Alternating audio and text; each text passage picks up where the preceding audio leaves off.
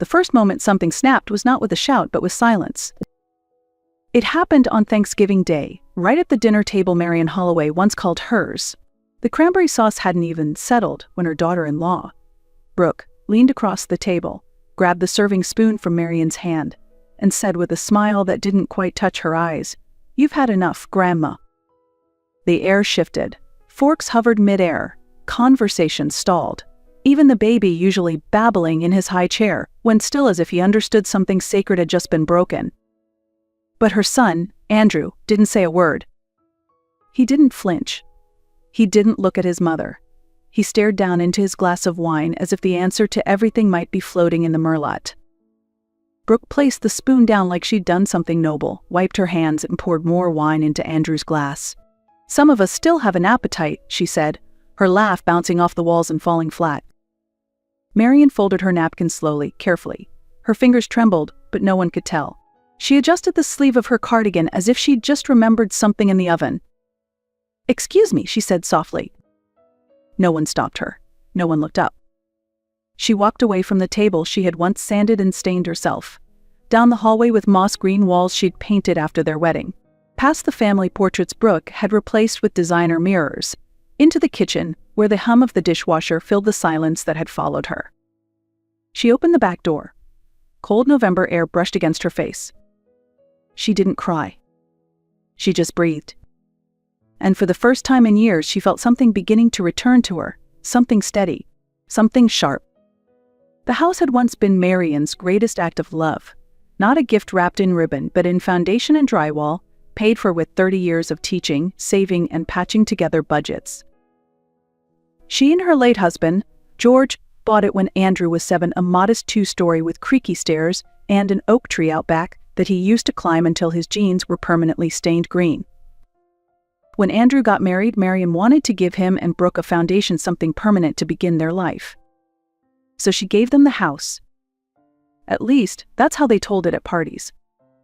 But the truth was more careful, more legal, more protected. Before she signed anything, Marion sat down with a lawyer, an old friend named Deborah Klein, who had traded teaching civics for practicing elder law. Together, they structured the arrangement meticulously, a revocable life estate. In plain terms, Marion still owned the home, she just let them live in it. She retained the right to live there for life, to reclaim ownership, and to revoke the agreement if necessary. Her name never left the deed. Andrew never read the fine print. Brooke barely skimmed it before flipping the page and commenting on curtain colors. "It's just a formality, right?" Brooke had said, tossing her hair back. Marion had signed last. Her pen left a gentle pressure on the signature line, just enough to say, "I'm giving, but I'm not surrendering." At first things were pleasant enough. Brooke redecorated. Marion moved into the guest suite with the lilac wallpaper she picked herself. They had an understanding, or so she thought. 7 years passed. The oak tree in the backyard aged quietly, but so did Marion. And somewhere between the new light fixtures and the silent glances at dinner, Marion realized what had really changed. This wasn't a shared home anymore. It was their house. And she was just someone lucky enough to still be allowed in it. For now. It didn't happen all at once. That would have been too obvious, too loud. No, Brooke erased Marion the same way one fades pencil lines from a page. Slowly, deliberately. It began with the bookshelf. Marion's walnut bookshelf, once filled with poetry collections and classic novels, disappeared overnight. In its place stood a chrome shelving unit with color-coordinated knickknacks and books no one had ever read. Then the quilt from her honeymoon vanished. Brooke claimed it was too worn and said she had donated it. The framed photo of Andrew's 3rd birthday party, the one with cake smeared across his cheeks, was replaced by abstract art that looked like static. Even the scent of the house changed. Once cinnamon, lemon oil, and brewed coffee. Now it smelled like lavender disinfectant and eucalyptus candles from some influencer's blog. "They're just upgrades," Brooke said when Marion asked about the missing chair from her reading corner. "We're trying to elevate the space." Marion said nothing, but she started taking notes. It wasn't just things, it was language. Brooke no longer called it our home. She called it the renovation, the Holloway residence, my kitchen. The guest suite, Marion's suite, became the back room. The thermostat password was changed. Her favorite tea disappeared from the pantry. Furniture was rearranged without warning. And every now and then, just loud enough for the neighbors or delivery drivers to hear, Brooke would drop a little reminder. So not every 70-year-old gets to live rent-free in a home like this. She should be grateful. Marian didn't argue. She just added another line to her yellow legal pad. It lived in her nightstand, under a novel she pretended to read. The list grew longer. She called it, What They Think I Don't Notice. Marian knew something most people forgot. Years of teaching taught her this. It's not the loud ones you should fear. It's the quiet ones. The ones who pay attention. So she began documenting. Not in rage, not even out of spite, just discipline, precision. The way she once graded essays with a red pen and a steady hand. She started with the receipts. The ones Brooke had thrown out from the pharmacy when Marian's medication plan mysteriously changed. Marian dug through the trash and retrieved them, highlighted discrepancies, circled co-pays she never authorized.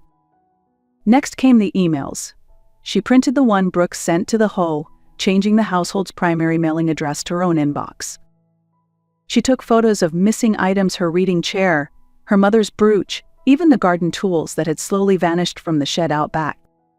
She installed a camera too, hidden neatly inside an old mantel clock, just one. She didn't need a dozen. One truth, well-timed, would be enough. Every item went into a binder, a thick one, dividers labeled with tabs like financial manipulation, verbal coercion, unauthorized access, medical interference. One day she found a sticky note on the fridge in bold Sharpie. Don't forget your memory meds. The smiley face had devil horns sketched in. She peeled it off, folded it in half, and tucked it under coercion tactics. Marian never confronted Brooke, not yet. She needed timing. She needed certainty. And most of all, she needed to remain underestimated just a little longer. Because when you know they think you're weak, that's when they tell on themselves. If Brooke wanted a helpless old woman, Marian decided to give her one. She began misplacing things on purpose, left a grocery list in the freezer, earned a batch of toast just enough to raise suspicion, forgot the name of the neighbor's dog during small talk. Nothing dramatic, just small cracks. She started wearing her cardigan inside out on accident, let her phone ring on silent, claiming she didn't hear it. Brooke, of course, noticed. She hovered more, spoke slower, louder, like addressing a confused child. "You okay, Marian?" Brooke asked one morning, cocking her head. "You put sugar in the salt jar again." Marian smiled faintly. "Oh dear, must be my age." That afternoon, a new post-it appeared on the fridge. "Memory meds don't forget." Same devil horn smiley. Perfect. She folded the note and placed it carefully into her binder under psychological undermining. Then she made an appointment with Dr. Patel, a neurologist recommended by her lawyer Deborah. No one knew. She drove herself alone. The tests were long memory, logic, reaction time. She completed every puzzle with calm focus, every verbal cue without hesitation. At the end, Dr. Patel smiled. "Your cognition is excellent. No signs of decline whatsoever." Marian asked for it in writing. 3 copies. That night, Brooke slid a manila envelope across the kitchen counter. "Just sign this. Power of attorney stuff. Standard." Marian uncapped the pen, paused, then slid it back. "I'd like someone to review it first, just in case my memory's slipping." She smiled. Brooke didn't. Marian hadn't gone looking for it.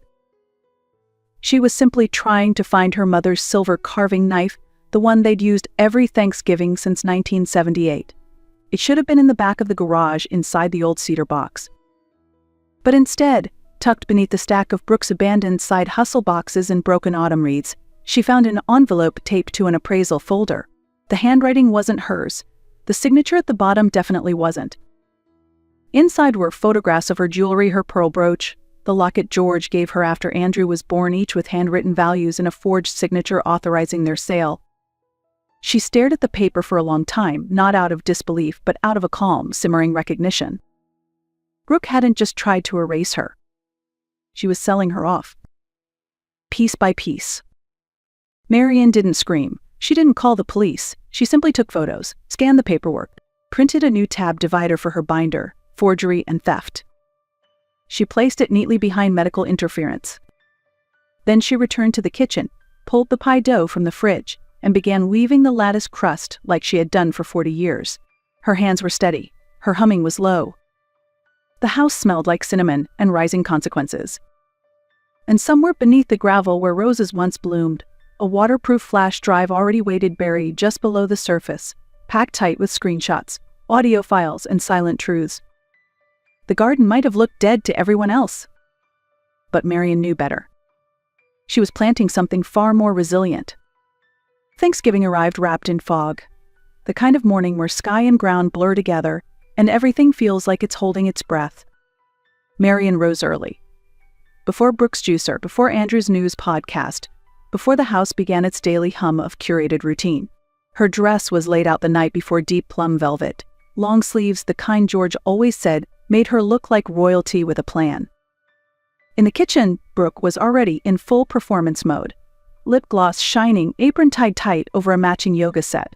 She looked Marian up and down and smirked. "Well, that's a bold choice," she said. "We're hosting, not haunting." Marian smiled faintly. "Then I'll be quiet as a ghost." By 2 p.m., guests began arriving. Neighbors. Colleagues. Brooke's Pilette's friend with the camera-ready smile. Marian moved through the kitchen in silence, basting the turkey, checking the timer. When praised, she nodded. When thanked, she let it pass. Every detail was ready. At 5 sharp, the meal was served. Stuffing golden. Cranberry tart with orange zest.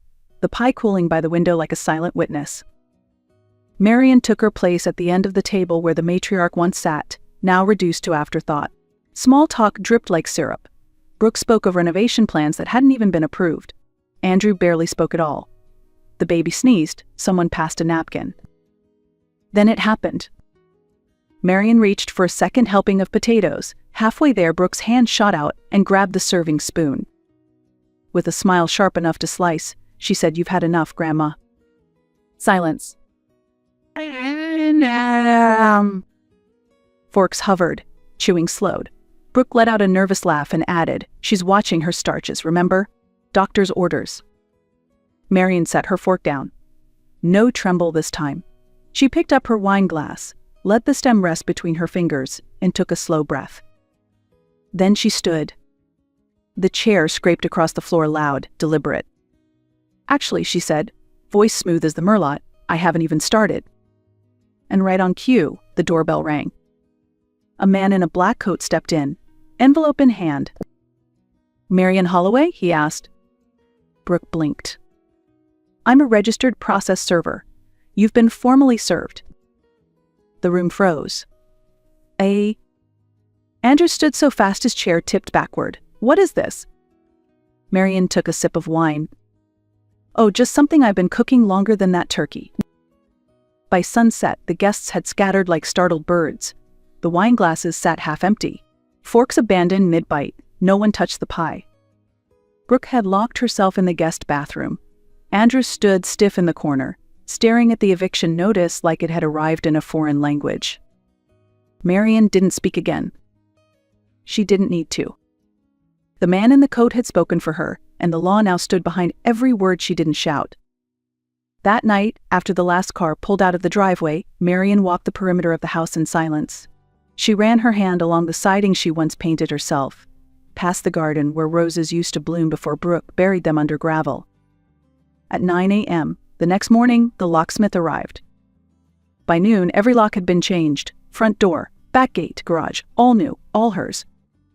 She held the new key in her palm, heavy with finality. It gleamed in the sun, smooth and warm.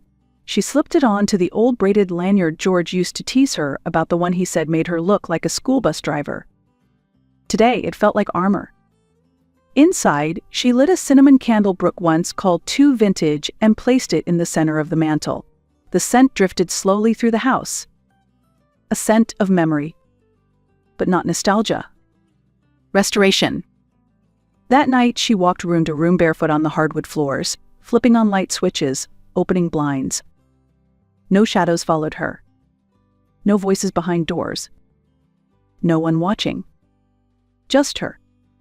And the house that remembered who it really belonged to. Marian thought it was over. But then came the letter, certified, crisp and smug. Filed by Andrew Holloway. A legal petition contesting the revocable life estate. Not for Brooke, not in her name. This time it was Andrew, her son, her only child. The same boy who once cried when he forgot his lunchbox in second grade. The same boy who helped her rake leaves every fall without being asked. Now he was suing her for control of the house she still legally owned. The courtroom was pale and polished, the kind of place where truths can't hide and history has a witness. Marian sat beside Deborah, her lawyer and old friend. Across from them, Andrew sat with a woman in a slate gray suit who never once looked up from her notes. Marian didn't bring notes. She brought memory, resolve, and a binder. When the judge, a woman in her 60s with steel gray hair and eyes like frost, called her name, Marian rose. She didn't tremble. "I gave my son and his wife this house," she began, voice steady as a gesture of love. "Not a surrender of rights, not an invitation to be erased from the life I helped build." She paused, let the silence settle. "I've lived through caretaking masked as control, gaslighting wrapped in concern. I've been told I was forgetful while they rewrote my name out of every room. But I am not gone. I am not fragile. And I am not finished." There was no reaction from Andrew. Not even a blink. When the judge asked if he wished to speak, he looked down at the table and said, "No, Your Honor." The decision came swiftly. All legal documents upheld. Petition denied. Full rights retained. Marian didn't cry. She didn't smile. She just let out the quietest breath, a weight leaving the room. Outside, the air was cold and clean. Deborah handed her a cup of coffee. "You're free," she said. And Marian finally believed it. Back at home, she pulled out a handwritten check. $50,000 made out to the local Women's Legal Defense Fund. "For the next woman," she said, placing it in Deborah's hand, "who refuses to be erased." The house didn't feel empty. It felt full finally. Not with things, not with noise, but with presence, with peace. Marian sat at the head of the long dining table, the same chair Brooke once tried to replace with something less dated. She had sanded and restained it herself just last spring. Every curve spoke of quiet resilience.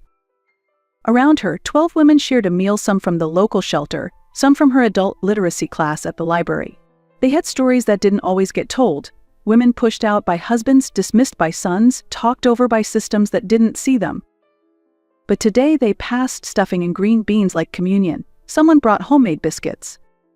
Another cranberry sauce with orange peel and cinnamon. The youngest, just 25 and newly sober, placed a small bouquet of wildflowers beside Marian's plate without a word. The same wine glass Brooke once tried to take from her sat by her hand, its rim slightly chipped, but whole. Marian had kept it, not as a relic of humiliation, but as a monument to survival. She raised her glass not in toast, but in recognition. "This table didn't always feel like mine," she said, voice low and even. "But I carved it back, inch by inch, not for revenge, for peace." There was a pause. Then slow, honest applause. Outside the patio doors, the garden had begun to bloom again. Roses in deep red, bright yellow, and one stubborn ivory bush that refused to die. Marian named that one Eleanor I. It leaned toward the sun. Just like she did.